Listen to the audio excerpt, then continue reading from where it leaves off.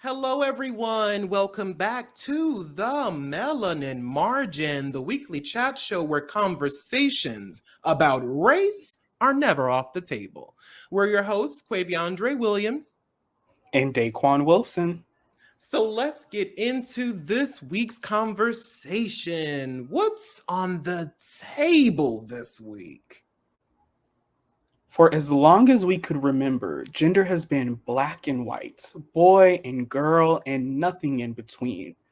However, as we gain more life experience, we find that these restrictive ideals are not as clear cut as they may seem. So, Andre, I wanted to ask you, what was your first experience with exploring your gender? So, for me, one of the first unconscious experiences with exploring gender is one I think that many people can relate to, which is Halloween. The one day of the year where you can dress up in elaborate clothing without anyone thinking that you're weird or strange. Of course, there were still limitations.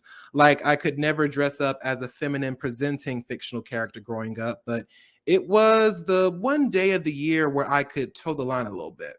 However, one of my first conscious experiences exploring gender was during, you guessed it, theater. I know, big shocker, right? Groundbreaking, never been seen before.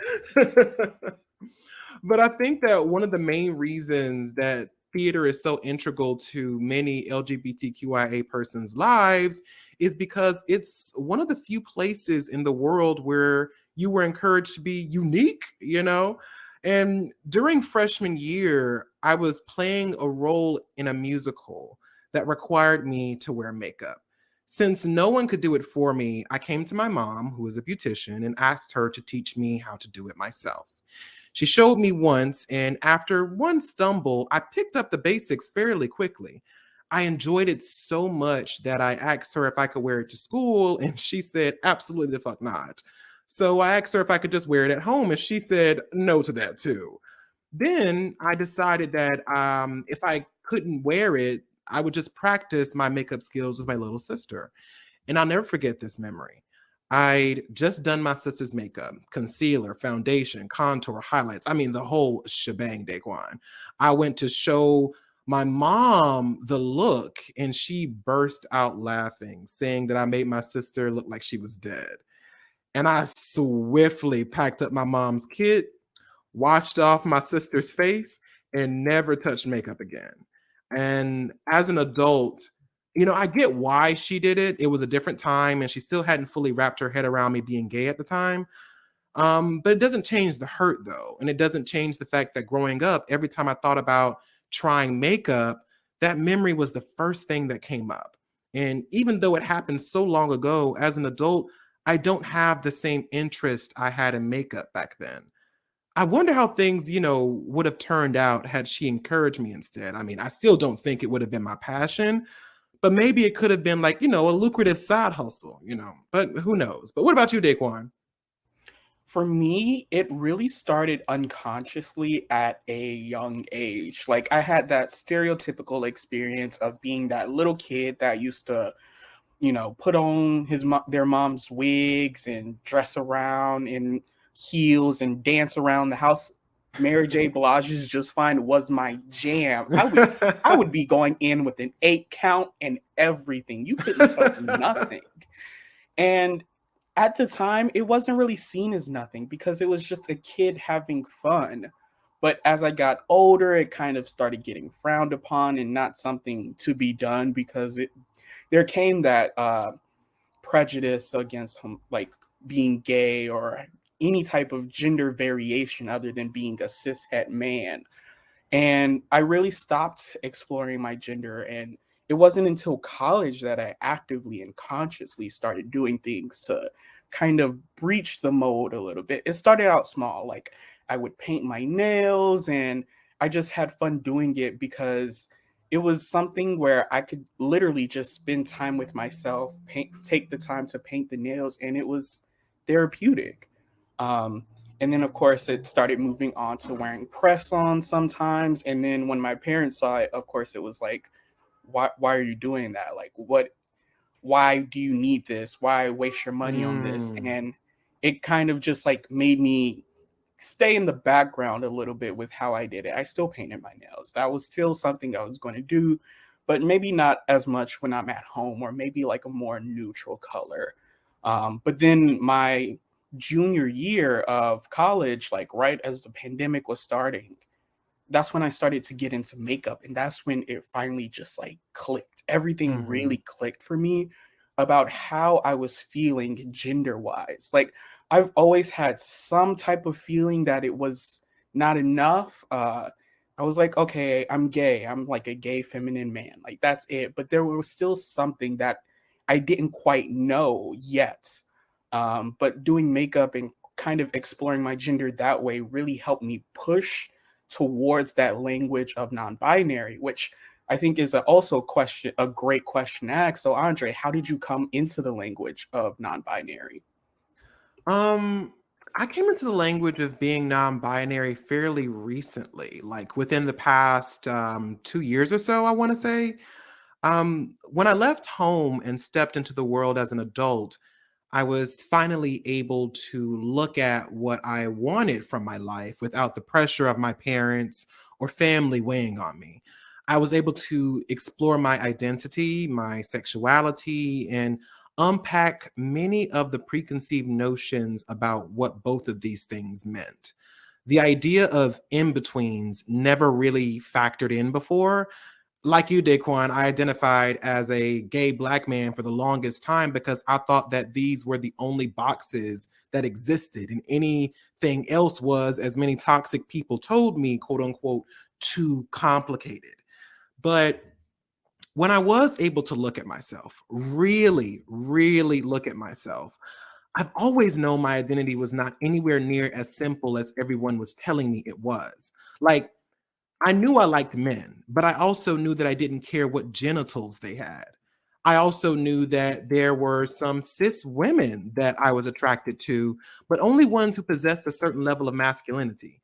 And then there was the fact that I was attracted to masculine and feminine people who didn't identify with either gender. And then there was my identity. Like, I knew that I was okay with the genitals that I have, but also I knew that I didn't really feel like a man. I thought for a long time that I may have been a trans woman, but I didn't identify with being called a woman, a wife, or a girlfriend. But being called a man or a husband or a boyfriend wasn't giving what it needed to give. So I did the whole, Googling thing. And I came to the conclusion that I was actually and am actually a pansexual, non binary person who uses she, her pronouns. And once I knew this, it was so liberating. But it also helped me understand something else too. Like, terminology isn't really for everyone else. I mean, it can be a useful descriptor, if someone is open to receiving it, but it's really there to help some of us identify who we are. Knowledge empowers you. And when I had the word to describe the typhoon of what I thought were internal contradictions, everything clicked. The wave settled and it brought me a different level of clarity that I've never had before in my life. And now that I have it, it's helped me grow as a person by breaking down those societal norms that have been so ingrained in me since I was a child because I opened my mind. I could think more freely, and that helped me grasp the concept of, intersectionality in a deeper, more empathetic way. But what about you, Daquan? When did you know? I think for me, it kind of started in college, just like everything. Growing up, I didn't know anybody who identified as non binary, and it wasn't really something that was spoken of. The most I knew was like either you're a man or you're a woman, or sometimes there's trans people, but I also didn't know a lot about that because, of course, I didn't have any trans people that I knew personally in my life or knew of at the time. So it wasn't until college when I remember orientation, we would go around and say pronouns. And even that was something very new to me because in high school, nobody was like, oh, my name is so and so, and I go by these pronouns. Like, nobody was doing that. And so Yeah. that was a new experience for me that really had to start the process of kind of unpacking gender and being introduced to people who don't just go by he, him pronouns and don't just go by she, her, but they, them, he, they, and everything else. And so, like I said before, it was as I was exploring my gender with makeup that I kind of started to get this idea of being non binary because I remember actually meeting people who were non binary and kind of talking to them and how they experienced their gender. And it really struck a light bulb moment for me of like, oh, like I've been going through similar things or I've had similar Hmm. thoughts. And so, I started exploring with pronouns. I started move from using he, him to he, they, and just like really trying to think about what is going on in my gender identity because I didn't have the language for it a lot of the times. And then I really resonated with just being queer and non-binary and being somewhat gender fluid, and Yeah. that aspect of like not having to fit in one box or the other was the biggest liberatory feeling ever because it was like all my life I felt like I had to be this type of person. If I wasn't a man, then I wanted to be a woman, but I didn't want to be a woman. And so it was Hmm. something that I could not grasp, but having the language and feeling liberated to step out of the gender binary was uh, something that just like blew my mind, honestly. It was like, wow, like I like how this feels, and started introducing my pronouns to other people, and hearing them use those pronouns for me was also very validating and just affirming. And so it started something in me where I was like, wow, like I'm finally feeling what I wanted to feel this entire time. Absolutely. And I think, you know, those who have had to come out because of their sexuality know how difficult approaching that conversation can be.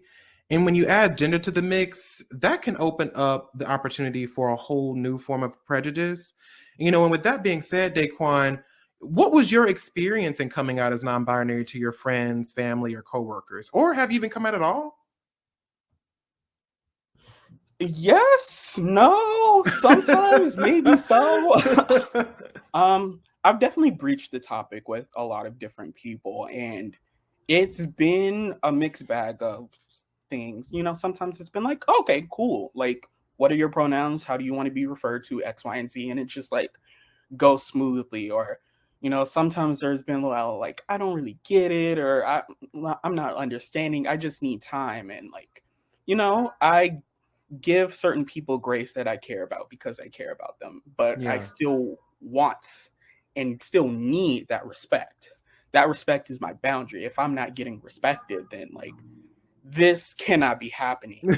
Um, Yeah. so it was really a mixed bag. And even now, it's something that, you know, I feel like I don't really come out anymore because I don't like the language of coming out. It's something where it's like, frankly, exhausting. And it's more of letting certain people in. So even at work, like, I'm not out to every single person. I'm not, having my pronouns in uh, my little email signature and like telling people that I'm non-binary because frankly, like, if I'm emailing you one time, I don't really need you to Yeah, no, know I'm that stuff. Like it's not really that important. But like for example, my team members who I talk to on almost a daily basis, they know my pronouns because we interact a lot more. And so I feel like for them, they're allowed to be in that kind or have that knowledge of me because after a certain amount of time, I was like, okay, like I feel comfortable enough in this space and we work closely enough that I feel like I can invite you into this part of my life. But I'll pass it back over to you. Um, I have come out to my family, coworkers, and friends, and just like you said, it's been a mixed bag of responses. Telling my sister was incredibly easy, and she just adjusted no problem. My mom struggled a bit, but she accepts me and tries her best to respect my pronouns. Coming out to my coworkers has been an experience. Um, I dealt with a lot of bullshit from many of them in the first few months of being out. Had to have a lot of meetings, but back then it was harder because I was a librarian substitute. So I was dealing with coworkers from multiple library branches with vastly different personalities and beliefs. Surprisingly, though, and I don't know if you run into this before, but I found that the people who I expected to have the most trouble with my pronouns have been incredibly respectful. And the people who I thought that this would be like a cakewalk for were the ones I had the most trouble with. And aside from my family, this has been pretty consistent across the board. I mean, there was this guy who I'd considered my best friend for nearly 5 years, who I've talked about on the podcast before, who was fully accepting of me being gay. However, when I came out as non binary and had the pronoun change, he became an entirely different person. I mean, I won't get into that again, but basically, I had no choice but to end the relationship, the friendship, and sever ties entirely because he refused to respect me. And one of the hardest parts about being in the LGBTQI community is coming out. And I can't remember where I heard this from, and I think you were touching on this a little bit, but someone said that coming out isn't really what many people think it is. Like, I'm paraphrasing, but the gist of what they said was coming out is not so much an announcement for everyone to know who you are, so much as it's a way for us to take an inventory of who we can allow in our lives moving forward. And I wholeheartedly agree. Had I not come out of the closet as non binary, I would have never known that my ex best friend was never really my best friend. I would have never been able to see how throughout our friendship that he found ways to avoid taking responsibility and accountability for his actions and apologizing for when he hurt my feelings. Coming out helped me recognize who were the real friends and family in my life. And even though I lost a few people in coming out, I don't regret it one bit because I no longer have to edit who I am when I'm around the people that I love or work with. But my experience is not the same as others. And I also recognize what a great privilege it is that my pronouns are respected by my immediate family, friends, and coworkers without fear of certain repercussions, like loss of support, being put out, or being fired. I mean, coming out was helpful to me, but not everyone feels safe enough to do that, and that's very valid.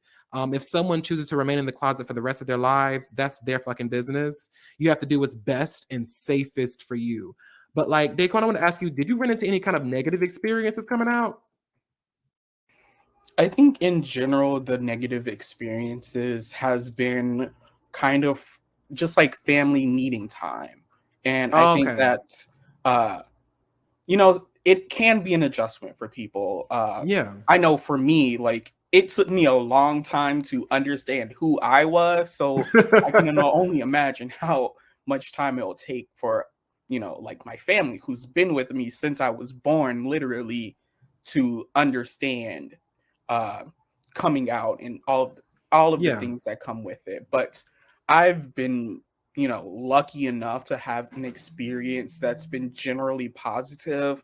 I've never really had anybody trying to be directly disrespectful to me or hurtful or Mm, hateful or anything like that, which I consider a huge blessing because like you said, it can be a mixed bag, and my mixed bag has just leaned more positive, but some people's can lean very negative and very harmful. yeah. What about any affirming experiences with coming out? Any good ones, like really, really particularly good ones? I think in general, the most affirming parts have been like when coming out just like goes smoothly, where it's like, okay, cool, and we can like move on because like I said before, it's exhausting and I hate for it, like you said, I don't want it to be this big announcement where it's like everything's changing and this is this huge deal. Like, no, it's my life. Like, I deal with it being non-binary every day. Like, it's not this huge thing for me, and I appreciate it when I invite people into this part of my life that they also don't make it this huge thing. And I think even just like senior year of just like being an RA and like having RA meetings and people using they them pronouns to refer to me, that was like, wow. Like, that felt very affirming. And it's just the small things of just being able to use they them pronouns or even using more gender neutral language. Like, I love when people, move towards gender neutral language, because we don't have to say boys and girls all the time, Exactly. or Yeah. ladies and gentlemen, because it's like there's a lot of people. So seeing that shift and like seeing just how smooth everything goes has been the most affirming, because like I said before, I don't want some big deal like, oh, give me a hug and like all that. Yeah. Nah, I'm not with that It's shit. not all Like, that. Yeah. I'm telling you, and you keep it pushing. That's the best thing you can do with me. Yeah, I have to agree wholeheartedly. Like some of the most affirming experiences coming out are sadly some really basic level shit. It's just people respecting the pronouns. Like, even if they don't personally connect to my experience. And Daquon and I have talked about this in private before, but so many people have this obsession with trying to quote understand why someone is the way they are. But what we found is that this whole I'm just trying to understand argument is actually just a guise for them to seek justification for your identity. See, understanding something requires empathy and self reflection. For example, I don't personally identify with the pronouns they, them. However, when I reflect on my pronouns, I'm able to see that when people knowingly use the wrong ones, it makes me feel bad. This helps me understand why I should respect Daquan's usage of they them pronouns. However, this is not what many people do.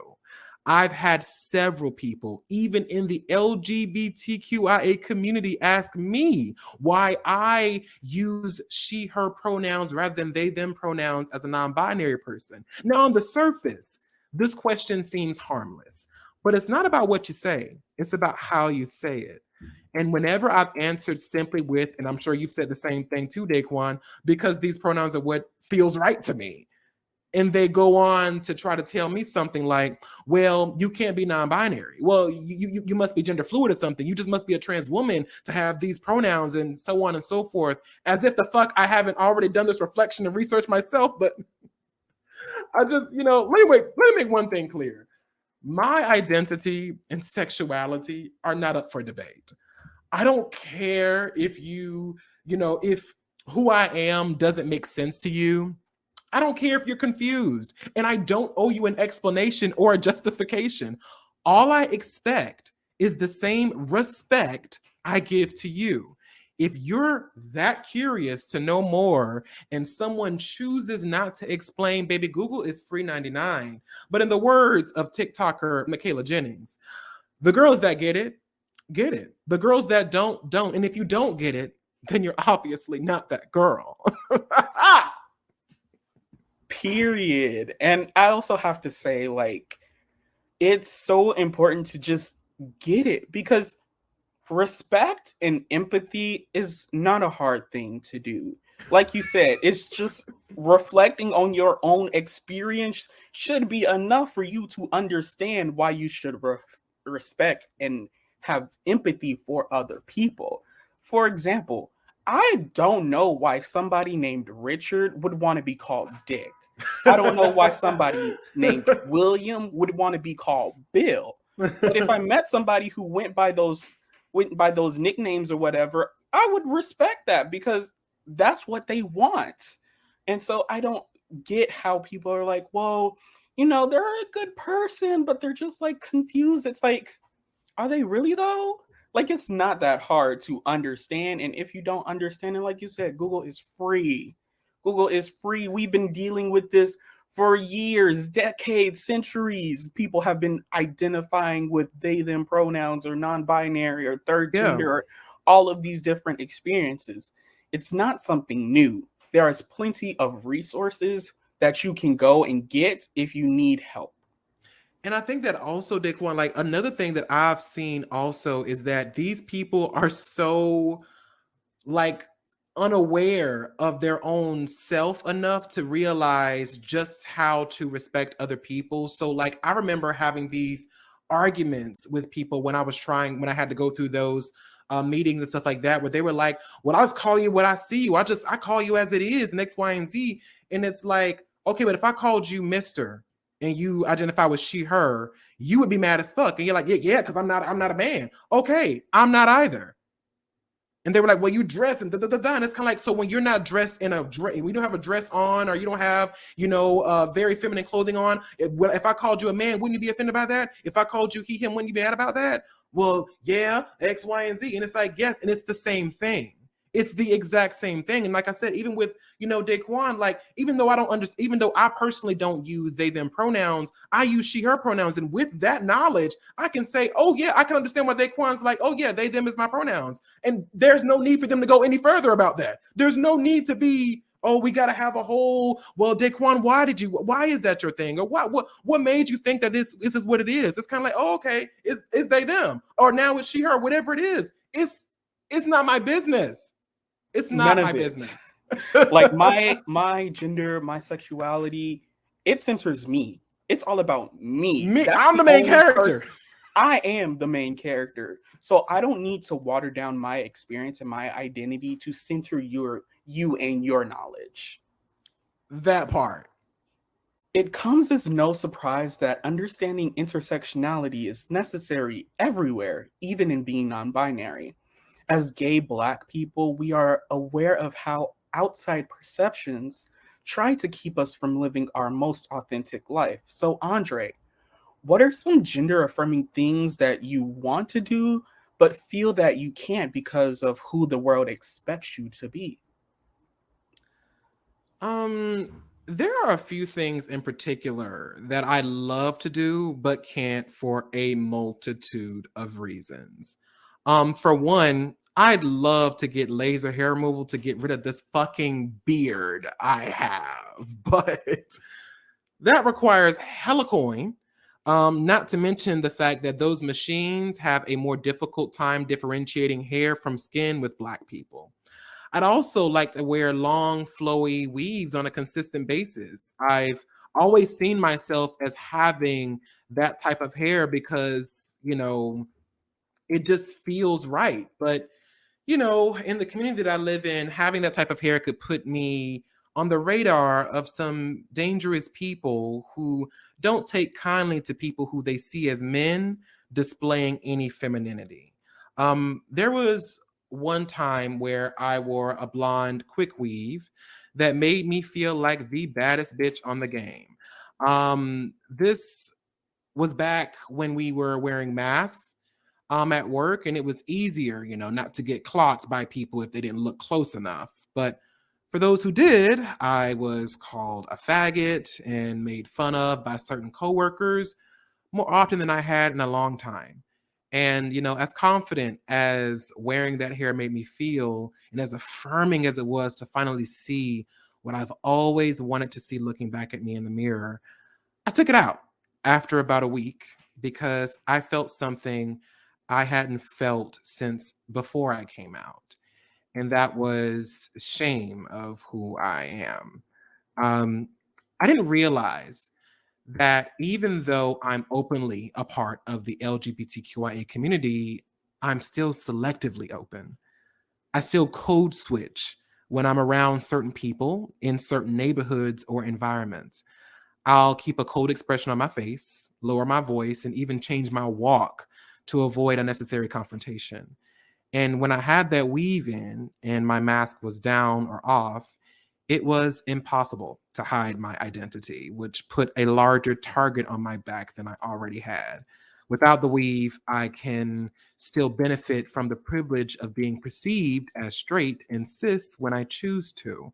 The same goes for other gender affirming things I want to do, like, being able to wear more feminine clothing from time to time and get my nails done.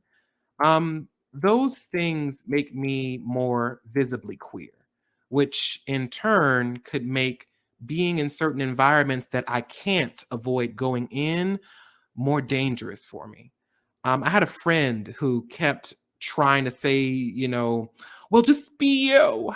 You're at risk anytime you're alive. Just be yourself. And, I know she was coming from a good place, and I know that she was trying to be encouraging. But as a cis straight woman, she didn't understand the nuances of the LGBTQIA experience. I'd want nothing more than to be exactly who I am at all times. But we don't live in a world or a society that makes it safe for everyone to do such a thing. To put it simply, I'm scared. being non-binary is still fairly, a fairly new discovery for me. And just like when I discovered I wasn't straight, it takes time to be in a position where you feel comfortable enough to be who you are. I hope I'm able to be there one day, but currently I'm not in the place to do that. But Daquon, I want to pass it back to you. What do you think? I completely agree. I think that, one of the biggest things that I've learned so far is that uh there's a level of safety in privilege. I Yeah, can walk out the door without any makeup or anything like that and be perceived as a cis man, and nobody would think anything of it. And there's a safety that comes with that. And yes, even if you are in a very accepting area or a very accepting city or state, it only takes one person to ruin your safety for you. yeah, And so there are plenty of times when, there have been times when I've gone out in makeup because, you know, I thought about it enough. I thought about, where I'm going, how I'm getting there, taking Ubers instead of the subway, doing things that makes me feel a lot more safer to exist in a visibly queer body.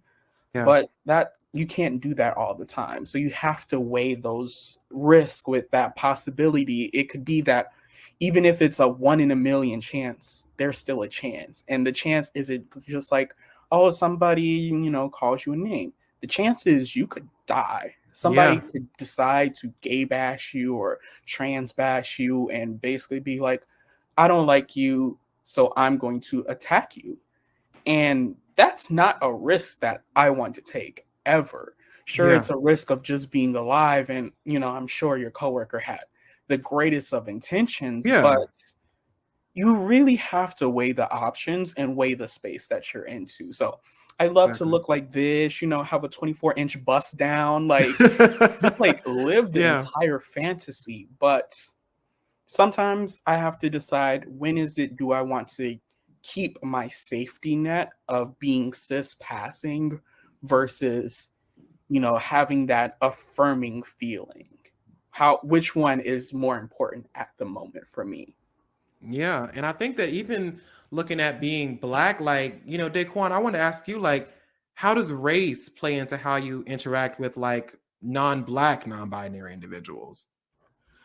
Child, it's a whole, I think race and gender and sexuality create this interesting intersection because, going to a predominantly white institution that did have queer spaces and people who identified as non-binary, there still felt a disconnect, even if Yeah, we both identified the same way in terms of our gender.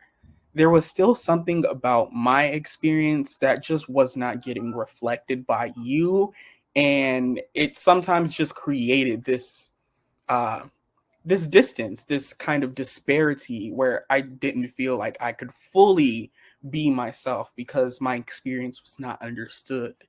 And I think that even going back to the last question, there is this privilege in being a white non-binary person and wearing yeah, certain things versus being a black non-binary person and wearing certain things. Um, because a lot of times in a lot of these white spaces, it's accepted a little bit more. And yeah, if you're in a predominantly black space, we know how, there is homophobia and transphobia in the community, in the black community, just like every community, by the way.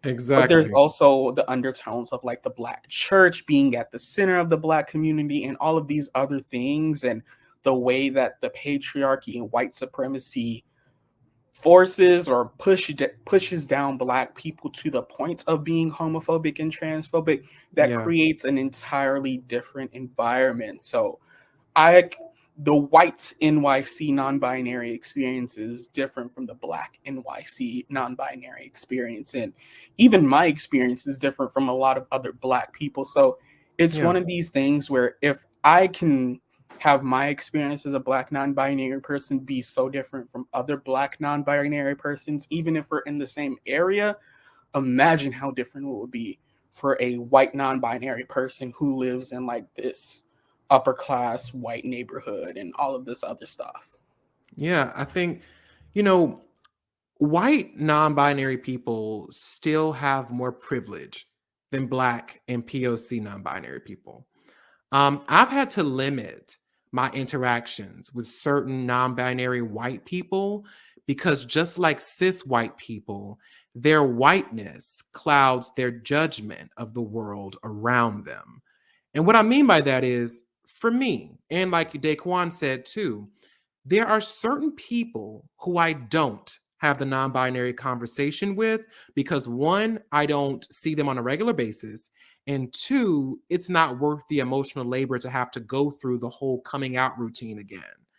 Some white non binary individuals don't understand the intersection of my identity as a Black person.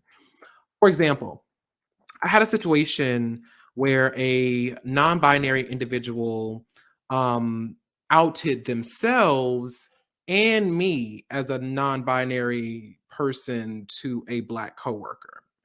And as a white person, their race protected them from that Black coworker's disrespect or intrusive questioning in a more significant way than myself. You know, if they disrespect the white person, management is more likely to take action than if they disrespected me, which made me an easier target. Now, this is not to say that white non-binary people are, you know, exempt from prejudice or hate because of their identity. It is simply saying that their race has nothing to do with the level of prejudice they experience because of it. And as a Black person, my race contributes heavily to the amount of prejudice I receive among other Black people in ways that white non-binary people just won't understand. You know, in that same situation as well, recently, even that same white non-binary person, we were at a work assembly, and one of the speakers who just came there just for the day had addressed me as sir when they raised my hand to speak. And I didn't think nothing of it because, again, bitch, I'm not going to see you ever again. I don't really have the fucking time to go through this whole thing. We're just going to be here for another 2 hours. But that white non binary person took it upon themselves to go talk to that speaker during our lunch break and tell them my pronouns. And so during my lunch break, I had this person come up to me and say, "Oh, I'm so sorry. I disrespected you. I just didn't mean to da da da da da da da the whole thing." And I was caught off guard because I was like, "Girl, the fuck? I didn't even tell you this shit." And so I had to let that non-binary person know, like, "Hey, that is not your place. For one, you don't get to decide who I come out to. And two, you could have put my life at risk because I don't know who this woman is and I don't know who she knows. And I'm Black and you're white. So there is a difference there in how this person will react to me versus how they'll react to you." And the problem is not enough white people in the LGBTQIA plus community want to acknowledge the privilege that their whiteness affords them. And that's why we keep running into problems like this. You know, but Daquan, I want to pass it back to you. What do you think? I completely agree. Like, we have to realize that there is privilege with whiteness, period. Yes. Regardless of how many other intersection identities you have, there is privilege with whiteness. And I think that, like you said, a lot of white LGBTQ plus people use being queer as a way to absolve them from their whiteness. And that's Mm-hmm. not something you can do. And it also creates an even larger disparity from white queer people versus Black queer people because they think that they can absolve their race using their sexuality or gender, but Mm-hmm. we know that we can't. It's Exactly. all interacting and happening at the same time, Mm-hmm. intersectionality. So that creates an even higher level of disparity because I see a white non-binary person just like acting like they're just non-binary. They're not white, they're non-binary. And it's like, no, you that's not how things work. So it's one of these things where, like you said, you have certain risks as a Black non-binary person, especially a Black non-binary person who uses she her pronouns, Yeah. that your coworker will never be able to understand. So Yeah. it you just have to be able to recognize and acknowledge that your identity is different from others, and you can't use your experience as a white non-binary person to think about every single other experience to be the exact same. And like you said, this is why we're having constant discourse on top of discourse, and there's some new social media argument popping up every couple months, weeks, days, even Yeah. because of this difference. Yeah. And I wanted to say, like, Daquon, what are some of the new struggles, that being Black and non-binary have produced in your life? Who, girl? I think that one of the new struggles is just like contemplating how I was raised or how I was socialized in this world as a Black man, Yeah. because even though I identify as non-binary, that socialization doesn't necessarily leave me. For Yeah. example, I think one of the biggest things is a lot of times Black men are seen as being aggressive, Yep. thugs, Yep. gangsters, like, and you have a certain way that you have to handle certain situations so you don't get seen as that, or you have certain ways that you have to deal with the police, etc., Yeah. etc. Just because I'm non-binary doesn't mean like, oh well, like, I'm not a Black man, I'm non-binary, like those things don't apply to me, because I still get perceived in that way, and I was still socialized in that way. So Yeah. even if I wasn't getting perceived in that way, my thought process still works like that. It doesn't automatically just turn off because I started to identify as non-binary. So I think that's one of the biggest ways that your socialization still impacts you. And even I've seen a lot of discourse online about how people, even though they're non-binary, still identify as a Black woman, because there are Yeah. certain ways that they have been socialized and certain experiences and parts of their identity that still align with being a Black woman even though they are non-binary.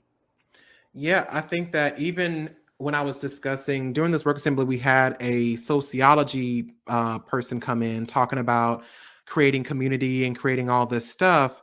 And they were like, if you see a kid that's not supposed to be where they at, tell them where they are. And the first thing I came up to her after the fact was like, there was this video that was circulating around the internet a long while back. And it was kind of started this discourse where, like, I think it was Blackish, where there was a white little girl in the elevator crying, and the main character Blackish, one of the guy, I don't know what his name is, but he like backed away from the fucking elevator and let it close and left her crying. And everybody was like, why did you leave her crying? Why did you let X, Y, and Z? And he was like, because of the implication. Because as a Black man, if I walked in there to try to console her, all people see is a Black aggressive man and a white crying little girl. And so there's all these preconceived ideas of what could have transpired to why this little girl is crying. And so when I was talking to the sociology person, I was like, as a Black person, I identify, regardless of my identity, people perceive me as a Black man. So like, how do I, try to create this community, and how do I try to do this when there's all these preconceived notions? She was like, bitch, I don't know. And that shit, this doctorate degree level, like, she was like, I mean, if she better said it very professionally, she was like, I don't have any, I don't know what to tell you. But basically, she was like, bitch, I don't fucking know. I don't know what the fuck you do. Sucks And for you. it sucks for you, is what she said. But like, it was frustrating to me because, like I said, like, it really is like that. One of the main struggles, I've run into is this whole idea that me simply existing is somehow contributing to this supposed emasculation of the Black man theory that many people in the Black community believe is a thing. And it's really fucking irritating because the whole theory has roots in slavery, homophobia, and transphobia. But we've already broken that down before on the show, on the episode titled The Emasculation of the Black Man Myth. So go on and check that out if you want a more thorough breakdown of our thoughts. But the point is, my existence as a non-binary person who enjoys wearing and doing things that society considers to be solely for cis women is seen as an attack against the Black community. I mean, many trans people as well as Black gay men can attest to this as well. The Black community as a whole doesn't rally for me, but vehemently against me. And in the Black community, many of the ways that we connect with each other through churches, barbershops, and beauty shops, in those spaces, people like me have been shunned once we were discovered as LGBTQIA, ridiculed, brutalized, and even killed by homophobic Black men in the community specifically. Um, I don't I don't have the same freedom to connect to those in my community in the same way as a straight Black man or a straight Black woman can.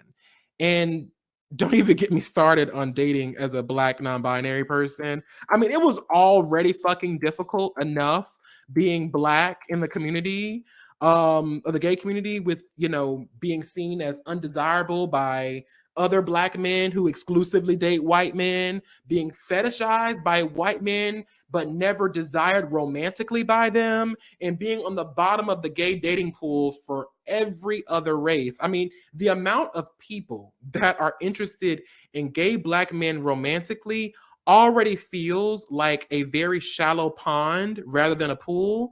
Add being non-binary to the mix, and that cuts that pond down to a small stream. If But that, Daquon, if a you run into those puddle. kind of issues, Man, that pond is more like a puddle. it Like, is.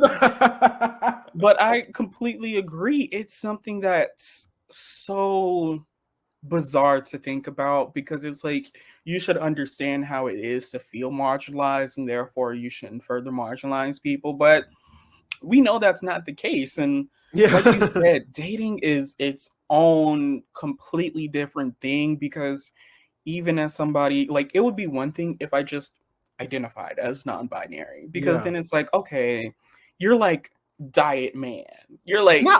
Oh my God. man light. Stop.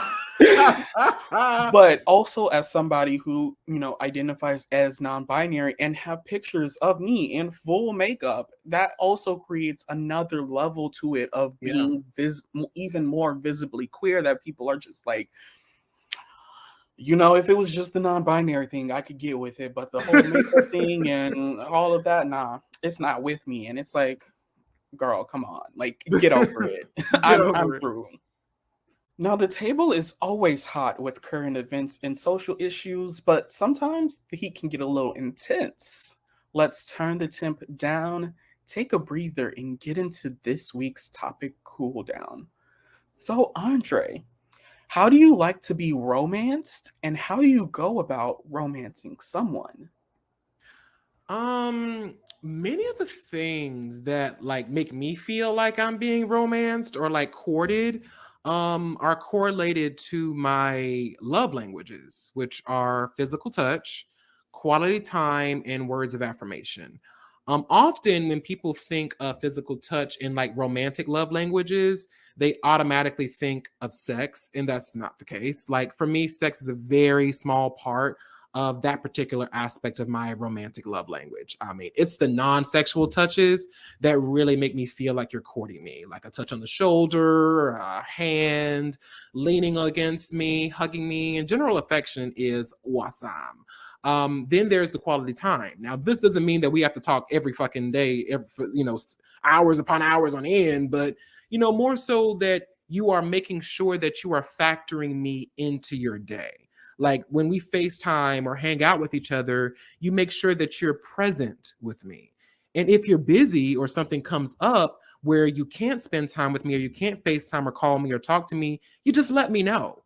And lastly, words of affirmation are a huge deal for me. I'm not saying that you have to validate me because I have self-confidence, but compliments on my appearance, my career, and saying I love you go a long way with me. I mean, you can never say I love you and I'm attracted to you too much for me. And every time you reaffirm it, it just makes me, so much more secure in the relationship.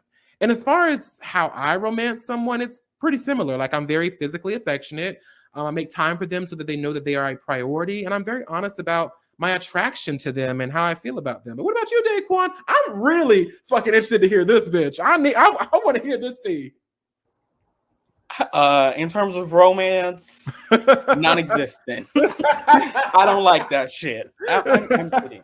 I think I'm pretty similar in terms of I love quality time. I'm not really a touch person. I was about to say. I want to say.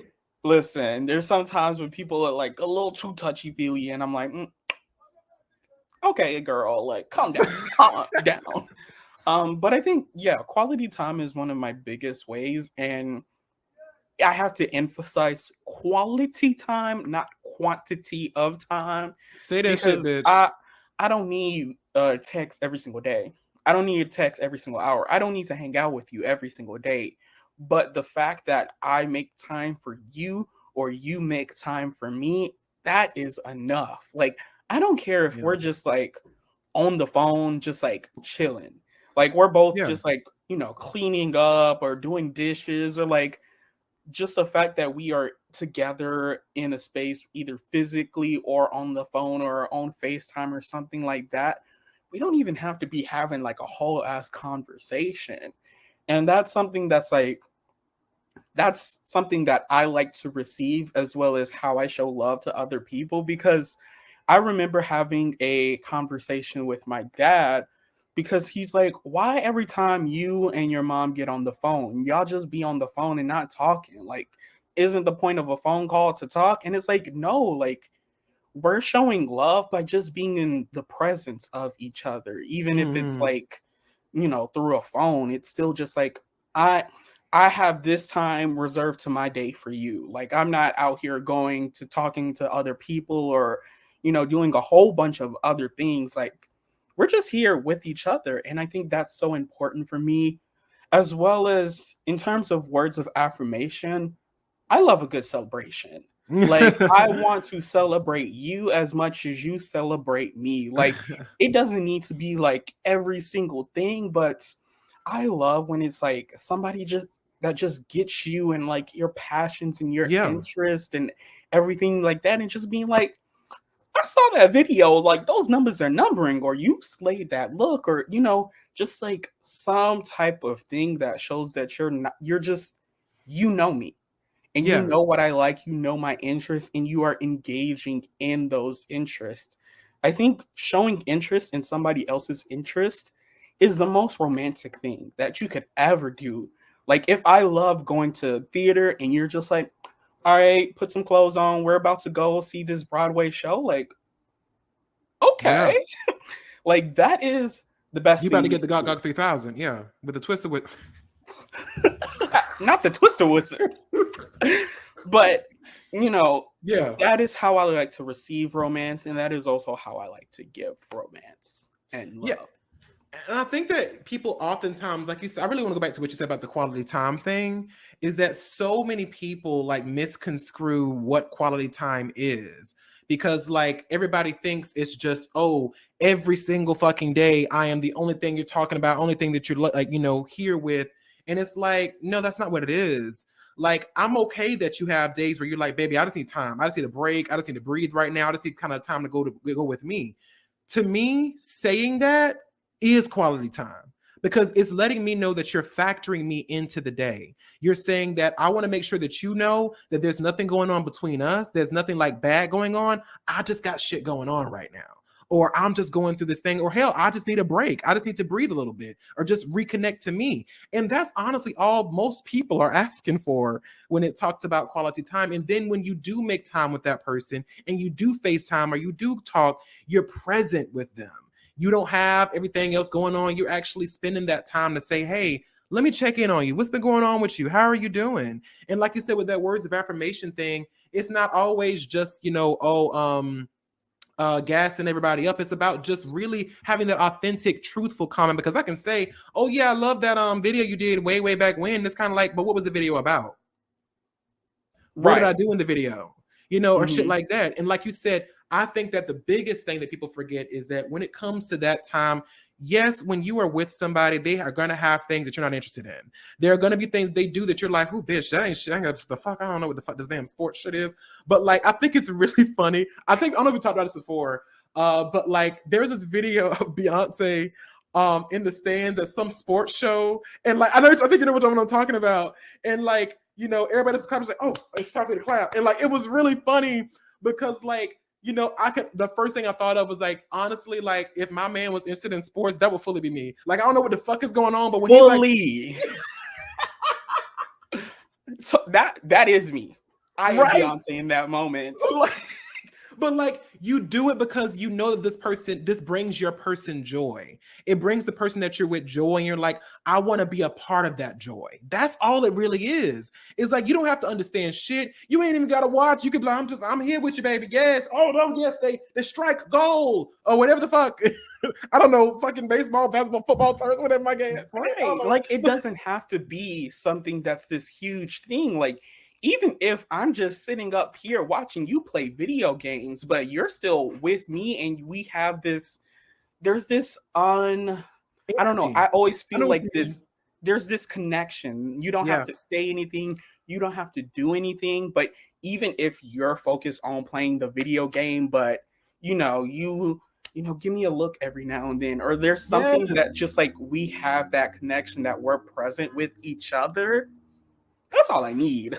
Right. Or like just the idea of seeing your partner happy. Like for me, Right. bitch, if we sit in front of Charmed or we watching Charmed, you could be like, oh, this fucking show in your head. Oh God, this fucking, yes, let's watch. Let's go into it. But like just the fact of taking joy in your partner's joy, because you sit me in front of an episode of Charm, bitch, I am glued to the screen. I am wearing the biggest smile. I've watched every fucking episode of Charm multiple times over, but every time I watch it's like the first time. And so I'm just sitting there like, oh my God, what's gonna happen next? Fully like, I know every line that they're about to say, but I'm still like, what's gonna happen? And like, I think that is such a example of love. Is like, it's compromise. It's saying, even though this doesn't really make me, it's not giving what it needs to give to me, but because it gives that to you, I want to be there with you. I want to get excited with you. And that is sometimes the most sexiest romantic thing that you can do, is just to take joy in your partner's joy. Right. Like, it doesn't necessarily have to make you happy, or, it doesn't have to make me happy, but I'm just happy that you're happy.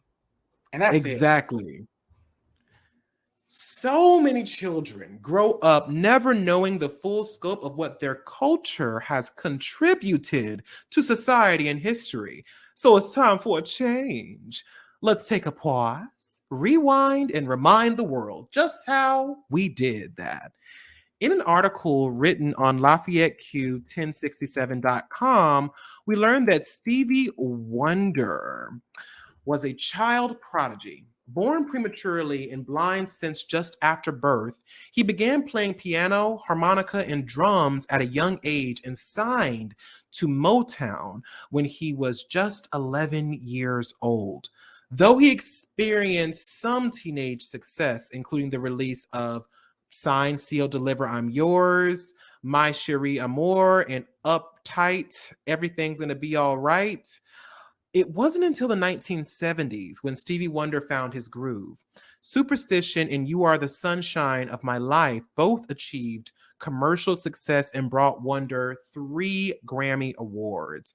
2 more Grammys followed in 1974 and 1975. The 1980s brought Stevie Wonder into the mainstream, and Stevie used his profile to advance charitable and political causes, most notably the campaign to make Martin Luther King Jr.'s birthday a national holiday. There were retrospective albums, work with films and television, and charity performances and appearances. The decade also saw the release of what is considered to be Wonder's greatest hit, I Just Called to Say I Love You, which garnered the Academy Award for Best Original Song in 1985. The pace of the new material slowed for Wonder throughout the past 3 decades, though he continues to make appearances and limited tours. His last public appearance was a beautiful rendition of the Lord's Prayer at Aretha Franklin's funeral in August 2018. But he continues to have a lasting impact on music. He's amassed 30 top 10 hits, including 10 number one hits, won 25 Grammys plus a Lifetime Achievement Award, and he's in the Rock and Roll Hall of Fame. Black people are just so talented. So good. Delicioso. Right. In an article from blackpast.org, we learned that Oscar Micheaux was the quintessential self-made man, novelist, filmmaker, and relentless self-promoter.